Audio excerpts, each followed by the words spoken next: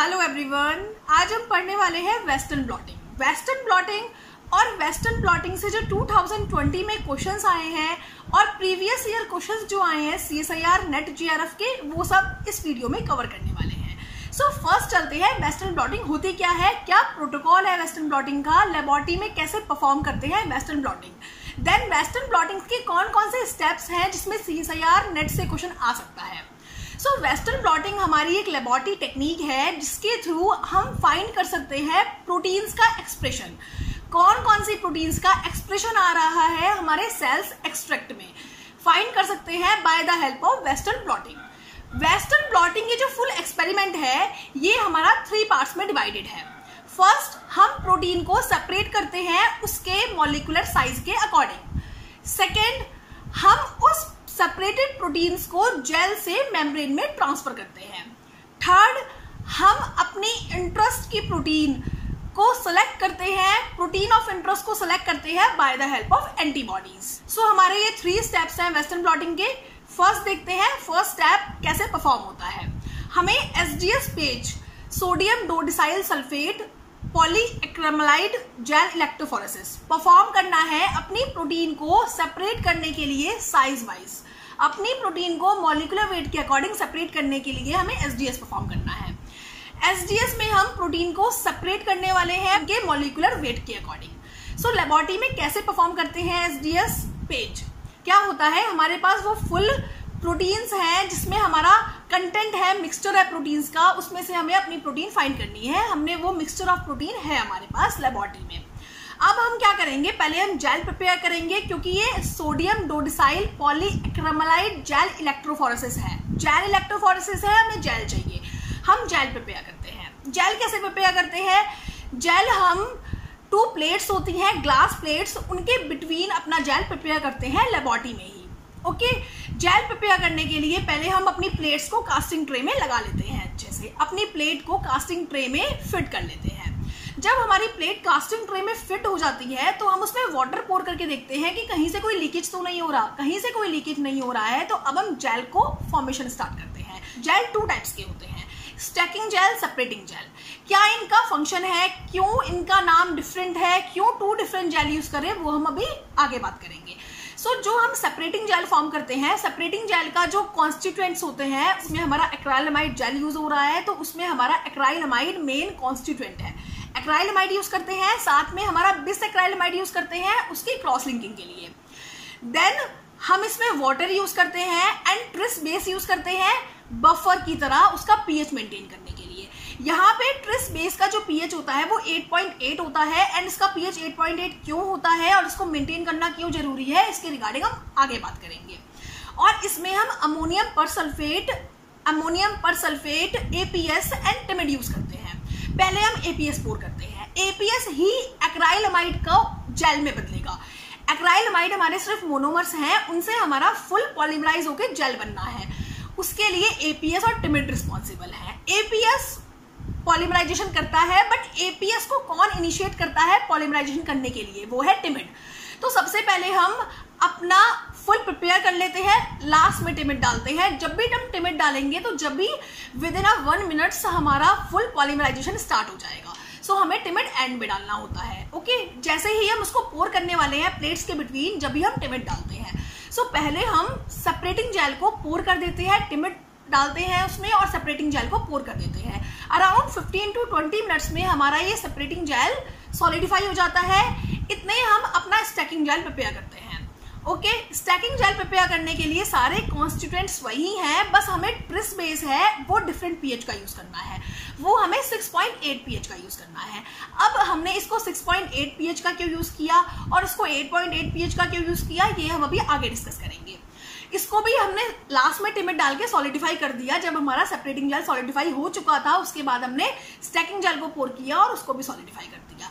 Solidify करने से पहले जैसे ही हमने अपने स्टैकिंग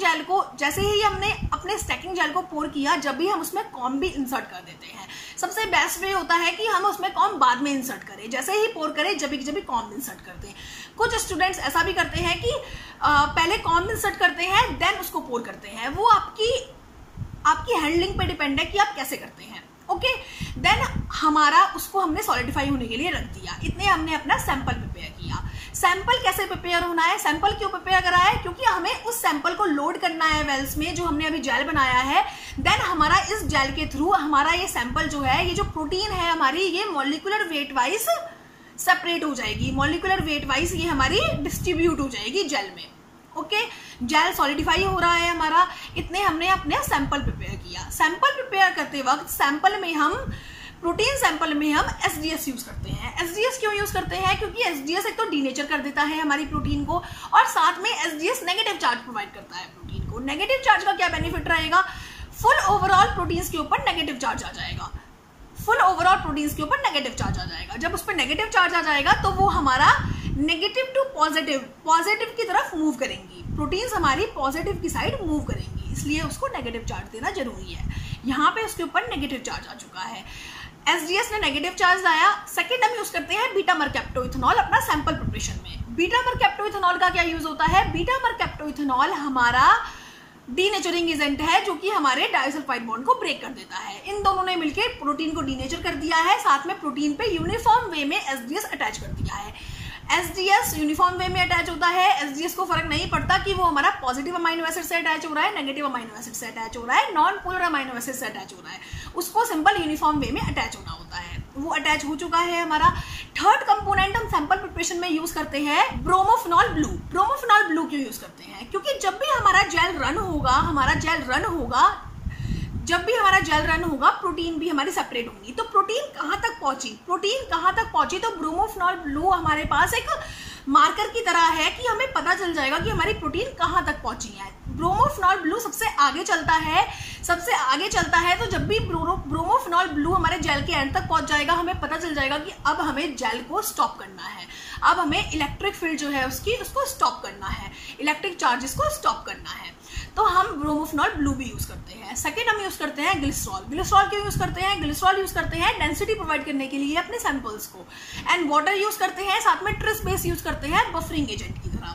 तो हमारा सैंपल प्रिपेयर हो चुका है। यूजुअली जो बुक्स में होता है कि हमने सैंपल प्रिपेयर किया, सैंपल में ऐड किया एंड देन सैंपल प्रिपेयर हो गया, बट हमने लेबोरेटरी में वर्क किया है तो हमें पता है कि हमारा एसडीएस और बीटा मरकैप्टोइथेनॉल इतना फास्ट रिएक्शन नहीं करते कि वो उसको डीनेचर कर दें। हमें साथ में थोड़ा सा हीट प्रोवाइड करना होता है, बहुत माइल्ड हीट प्रोवाइड करना होता है, जिसकी वजह से हमारी प्रोटीन फुल डीनेचर हो जाए। हमारी प्रोटीन डीनेचर हो चुकी है। अब जितने हमने अपना सैंपल प्रिपेयर किया उतने हमारा जो जेल था, सेपरेटिंग जेल, स्टैकिंग जेल दोनों सॉलिडिफाई हो चुके हैं, हमारे पास फुल जेल आ चुका है।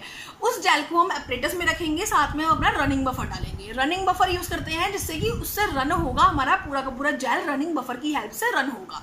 रनिंग बफर का जो कॉन्स्टिट्यूएंट है, कंपोनेंट है, वो क्या क्या होते हैं, ट्रिस बेस, ग्लाइसिन, मिथेनॉल, ये हमारे 3 कंपोनेंट्स होते हैं रनिंग बफर के। ओके, अब हमने अपनी प्रोटीन्स को लोड कर दिया है। पहले रनिंग बफर डाला अपने एपरेटस में, देन हमने अपना जेल रखा उसमें, और साथ में रनिंग बफर में जेल जा चुका है। अब हमने अपने सैंपल्स को लोड करना स्टार्ट कर दिया। लोड बहुत ही एक्यूरेट वे में करते हैं, बिकॉज सैंपल लीक हो जाता है रनिंग बफर में, इसलिए बहुत ही एक्यूरेट वे में हमें लोड करना होता है। हमने अपनी लोडिंग करी। अब जैसे ही हमने लोडिंग करी तो हम चाहते हैं कि हमारा जो प्रोटीन्स हैं, सारी वेल्स में जो प्रोटीन्स गए हैं, ये प्रोटीन्स हमारे एक सीक्वेंस में जेल में रन होना स्टार्ट हो। जब भी हमें रेस में पार्टिसिपेट करना होता है तो सारे पार्टिसिपेंट को एक रो में पहले अरेंज करते हैं, देन वहां से रेस स्टार्ट होती है। तो ऐसे ही जब हमने सैंपल को लोड किया है तो फर्स्ट सैंपल से जब 10 सैंपल तक आए हैं, जब तक टाइम हो जाता है, जिसकी वजह से हमारे जो पार्टिसिपेंट हैं, सारे वेल्स में जो प्रोटीन्स हैं, वो थोड़े ऊपर नीचे हो जाते हैं। उनको एक सीक्वेंस में लाने के लिए हमने यूज किया यहाँ पे स्टैकिंग जेल। स्टैकिंग जेल पे ये सारे के सारे एक स्टैक में आ जाएंगे, सारे के सारे एक लाइन में आ जाएंगे। अब स्टैकिंग जेल ऐसा कैसे करता है, स्टैकिंग जेल का पीएच कितना था, 6.8 पीएच था, और जो हमारा सेपरेटिंग जेल था उसका पीएच था 8.8। तो स्टैकिंग जेल में ऐसा क्या था जो कम पीएच यूज किया, क्या होता है हमारा, हमने अभी बताया कि रनिंग बफर में हमारा ग्लाइसिन है, रनिंग बफर में क्या है, हमारा ग्लाइसिन है, और हमने अभी भी बताया था कि ट्रिस बेस भी है, ट्रिस HCl भी है। तो मीन्स यहाँ पे हमारे क्लोरीन आ गए, तो हमारे पास क्लोरीन आयन है, ग्लाइसिन है, और हमारे पास प्रोटीन है जिसपे नेगेटिव चार्ज है। ये सब हमारे सैंपल में है। अब आप सोचिए कि कौन सबसे पहले रन होना स्टार्ट होगा। सबसे पहले क्लोरीन रन होना स्टार्ट होगा, क्योंकि नेगेटिव है हमारा एक साइड और पॉजिटिव है। नेगेटिव से पॉजिटिव की साइड जाना है तो क्लोरीन सबसे लाइट मॉलिक्यूल है और उस पर नेगेटिव चार्ज है, तो क्लोरीन पहले रन होना स्टार्ट होता है।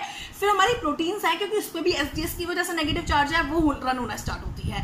देन जो सबसे ऊपर आता है वो होता है हमारा ग्लाइसिन। क्यों होता है? क्योंकि ग्लाइसिन जो है उसका जो पीआई है, आइसोइलेक्ट्रिक पॉइंट है जिसपे वो न्यूट्रल चार्ज की होती है, वो पीआई हमारा 5.8 होता है। और आप लोगों को पता है कि पीआई के आसपास जो भी हमारा पीएच होता है उस पे हमारा वो अमाइनो एसिड न्यूट्रल ही होता है ऑलमोस्ट। तो 6.8 पीएच पे स्टैकिंग जेल का जो पीएच है उस पे हमारा जो ग्लाइसिन है उस पे ऑलमोस्ट न्यूट्रल चार्ज है। तो अब वो जो ग्लाइसिन है वो हमारी प्रोटीन से ऊपर चलेगी, तो प्रोटीन एक सैंडविच बन गया बिटवीन क्लोरीन एंड ग्लाइसिन। ये हमारा फायदा होता है, जिसकी वजह से हमारा प्रोटीन एक स्टैक वे में आ जाता है। एक स्टैक वे में आने की वजह से हमारे पार्टिसिपेंट जो है सारे के सारे वेल्स में जो प्रोटीन्स है वो साथ में रन होना स्टार्ट होंगी। तो इसी वजह से जो हमारा स्टैकिंग जेल है उसका जो पीएच है वो 6.8 होता है। और जो हमारा आगे सेपरेटिंग जेल आएगा उसका पीएच हमने क्या लिया? 8.8 पीएच लेने का क्या फायदा हुआ कि अब ग्लाइसिन पे क्या चार्ज होगा? अब ग्लाइसिन पे नेगेटिव चार्ज होगा। क्यों नेगेटिव चार्ज होगा? क्योंकि उसका पीएच बहुत ज्यादा कम है आइसोइलेक्ट्रिक पॉइंट से। पीएच कितना है इस वक्त एनवायरमेंट में? 8.8। बफर का पीएच क्या है यहाँ पे? 8.8। और हमारा जो ग्लाइसिन का आइसोइलेक्ट्रिक पॉइंट है वो क्या है? वो है 5.8। तो हमारा इस पे बहुत ज्यादा नेगेटिव चार्ज होगा। तो अब सबसे पहले क्लोरीन भागेगा आगे, सबसे पहले रन क्लोरीन होगा, फिर ग्लाइसिन होगा, फिर प्रोटीन होंगे। तो ये दोनों निकल जाएंगे हमारे और हमें सिर्फ प्रोटीन मिलेगा। तो ये रीजन होता है कि हम इतना ड्रास्टिक पीएच में चेंज क्यों लेते हैं अपना सेपरेटिंग जेल में और स्टैकिंग जेल में, और स्टैकिंग जेल का क्या यूज है, इसके रिगार्डिंग क्वेश्चन आता है सीएसआईआर में, आ सकता है। और मेन ये क्वेश्चन आपके इंटरव्यू के लिए, जब भी आप आगे अपना पीएचडी इंटरव्यू के लिए जाओगे तो ये क्वेश्चन बहुत इंपॉर्टेंट क्वेश्चन है और बहुत कॉमन क्वेश्चन है। ओके, तो अब क्या हुआ, हमने इलेक्ट्रिक चार्ज ऑन कर दिया। हमारा पहले प्रोटीन स्टैक होके हमारे स्टैकिंग जेल में आ गई, देन हमारी सेपरेटिंग जेल में आ गई। सेपरेटिंग जेल में आने के बाद प्रोटीन रन होने लगी। अब अराउंड 2 to 3 आवर्स लगते हैं हमारी प्रोटीन को रन होने के लिए। एंड एक चीज और, हमने एक वेल में मार्कर लोड किया है। मार्कर क्यों लोड किया है? क्योंकि मार्कर जो है हमें बताएगा कि हमारा जो प्रोटीन रन होके आई है उनका क्या क्या मॉलिक्यूलर वेट है। क्योंकि मार्कर हमारे लिए नोन है, मार्कर है वो हमारे लिए नोन है, वो एक ग्रेडियंट क्रिएट कर देगा मॉलिक्यूलर वेट के अकॉर्डिंग। जितना कम मॉलिक्यूलर वेट होगा उतना हमारी जो प्रोटीन्स हैं वो आगे जाएंगी, और जितना ज्यादा मॉलिक्यूलर वेट होगा वो उतनी कम स्पीड से रन होंगी। और जिसका कम मॉलिक्यूलर वेट होगा वो ज्यादा स्पीड से रन होगा, जिसका कम मॉलिक्यूलर वेट होगा जिन प्रोटीन्स का वो ऊपर आ जाएंगी, वो कम स्पीड से रन होंगी। और सबसे आगे कौन चल रहा है? सबसे आगे चलने वाला कंपोनेंट है ब्रोमोफिनॉल ब्लू। हमने आपको बताया था कि ब्रोमोफिनॉल ब्लू यूज होता है किसमें? जब हम अपना सैंपल प्रिपेयर करते हैं। तो ब्रोमोफिनॉल ब्लू सबसे आगे जाने वाला कंपोनेंट है। ब्रोमोफिनॉल ब्लू ही हमें दिखता है रन होता हुआ, हमें अपनी प्रोटीन्स नजर नहीं आती। जब हम जेल में देखते हैं तो प्रोटीन्स नजर नहीं आती, सिर्फ ब्रोमोफिनॉल ब्लू दिखता है। और ब्रोमोफिनॉल ब्लू से ही हम अंदाजा लगा लेते हैं कि हमारा जो जेल है वो कहाँ तक रन हुआ है। और जब तक ब्रोमोफिनॉल ब्लू बिल्कुल नीचे आता है, एंड में आता है हमारा, वैसे ही हम अपना इलेक्ट्रिक करंट बंद कर देते हैं। इलेक्ट्रिक करंट बंद कर देते हैं, प्रोटीन्स में सेपरेट हो चुकी हैं। जो स्मॉल साइज की प्रोटीन है वो नीचे आ चुकी है, और जो लार्ज साइज की प्रोटीन है हमारी वो ऊपर हो चुकी है। क्यों? क्योंकि वो बहुत स्लो रन कर रही हैं और स्मॉल साइज की प्रोटीन बहुत फास्ट रन कर रही हैं। अब यहाँ पे एक डिफरेंस और आता है स्टैकिंग और सेपरेटिंग जेल के बिटवीन। क्या? कि जो हमारा सेपरेटिंग जेल है उसका पोर साइज बहुत कम है, क्योंकि उसका जो जेल है उसमें जो एक्राइलमाइड है उसकी कंसंट्रेशन ज़्यादा है। जब भी एक्राइलमाइड की कंसंट्रेशन ज़्यादा होगी तो वो बहुत पास होगा, पॉलीमराइज बहुत पास होगा, जिसकी वजह से पोर साइज कम होगा। बट जो हमारा स्टैकिंग जेल था उसमें हमारा मेन जो काम सेपरेट करने का नहीं था, स्टैक करने का था, कि पार्टिसिपेंट एक लेन में आ जाए। तो जो स्टैकिंग जेल था उसका जो पोर साइज था वो बड़ा था, उसका पोर साइज ज़्यादा था, क्योंकि उसमें कम परसेंट का जेल यूज किया था। उसमें हमने कम परसेंट का जेल यूज किया था, ऐसा जेल यूज किया था जिसमें एक्राइलमाइड की कम परसेंटेज है, जिसकी वजह से हमारा एक्राइलमाइड कम है। पॉलीमराइजेशन जब हुआ तो एक्राइलमाइड के मॉलिक्यूल्स दूर दूर प्रेजेंट है और पोर साइज बड़ा है। अब हमारा प्रोटीन जो है वो सेपरेट हो चुकी है साइज के अकॉर्डिंग, मॉलिक्यूलर वेट के according. Low molecular weight protein है वो आगे है, और जो हाई मॉलिक्यूलर वेट प्रोटीन है वो हमारी पीछे रह गई है। उनका हमारा जो रनिंग है वो बहुत स्लो हो रही है। ओके, अब हमारे 3 आवर्स बाद, अराउंड 4 आवर बाद, जब भी हमारा ब्रोमोफिनॉल ब्लू हमारा निकल जाएगा, वैसे ही हम अपना जेल निकाल लेंगे। जेल को बहुत ईजिली, बहुत डेलिकेट होता है, बहुत फ्रिजाइल होता है, हमें बहुत आराम से निकालना होता है। जेल को हमने निकाल लिया है, हमारा एक स्टेप कंप्लीट हो गया है, हमारी प्रोटीन्स हमारी सेपरेट हो चुकी हैं उनके मॉलिक्यूलर वेट के अकॉर्डिंग। अब हमारा नेक्स्ट स्टेप आता है कि हमें उस प्रोटीन को ट्रांसफर करना है अपनी मेम्ब्रेन पे। क्यों ट्रांसफर करना है? क्योंकि ये जो जेल है ये बहुत फ्रेजाइल है, इस पे यदि हम एंटीबॉडी ट्रीटमेंट करेंगे, प्राइमरी सेकेंडरी और इंट्रस्ट की प्रोटीन है उसको फाइंड करने की कोशिश करेंगे तो बहुत प्रॉब्लमेटिक होगा और सही से हो भी नहीं पाएगा। तो इसलिए अब हमें इन प्रोटीन्स को ट्रांसफर करना है, कहाँ पे? मेम्ब्रेन पे ट्रांसफर करना है, इन प्रोटीन्स को मेम्ब्रेन पे ट्रांसफर करना है। अब मेम्ब्रेन कौन सी होती है? Nitrocellulose membrane and nylon membrane use होती है, जिसपे हम ट्रांसफर करते हैं अपने प्रोटीन्स को। अब ये ट्रांसफर कैसे होंगी? मींस प्रोटीन जेल पे इम्प्रिंटेड है, वो कैसे ट्रांसफर होंगी? वो ट्रांसफर होती है, हमारा फुल ट्रांसफर एपरेटस होता है, उसके थ्रू ट्रांसफर होती है। ब्लॉटिंग बोलते हैं इस प्रोसेस को ही, ट्रांसफर होती है। वेस्टर्न ब्लॉटिंग जो नेम है वो यहीं से आया है, ट्रांसफर होती है। अब होता कैसे है ये ट्रांसफर? कैसे ये ट्रांसफर हुआ? इसके लिए हमारा फुल एक एपरेटस प्रेजेंट होता है, जिसमें हमारे दो एक तरीके से स्लैब होते हैं, और हमारा यहाँ पे भी स्पॉन्ज होता है और इस स्लैब पे भी स्पॉन्ज होता है। फिर स्पॉन्ज के बाद हमारे कुछ फिल्टर पेपर होते हैं दोनों स्लैब पे ही। देन हमारा एक स्लैब पे जेल होता है और एक स्लैब पे वो नाइट्रोसेलुलोज मेम्ब्रेन होती है। एक स्लैब पे जेल होता है, एक स्लैब पे नाइट्रोसेलुलोज मेम्ब्रेन होती है, और इन दोनों को हम बहुत आसानी से बंद कर देते हैं। अब इस साइड है हमारा जेल, इस साइड है नाइट्रोसेलुलोज मेम्ब्रेन, और प्रोटीन्स हमारी कहाँ रन होंगी? प्रोटीन्स हमारी मूव होंगी नेगेटिव टू पॉजिटिव साइड, क्योंकि प्रोटीन के ऊपर नेगेटिव चार्ज है एसडीएस की वजह से, तो वो negative to positive side run होंगी। अब इस साइड है हमारा क्या? जेल, प्रोटीन है हमारी इस साइड। इस साइड है हमारा नाइट्रोसेलुलोज मेम्ब्रेन, जिस साइड ट्रांसफर होना है। तो ये हमारे नेगेटिव एंड पे नेगेटिव जो हमारी इलेक्ट्रोड है उस साइड जाएगी, और ये हमारी पॉजिटिव इलेक्ट्रोड की साइड जाएगी।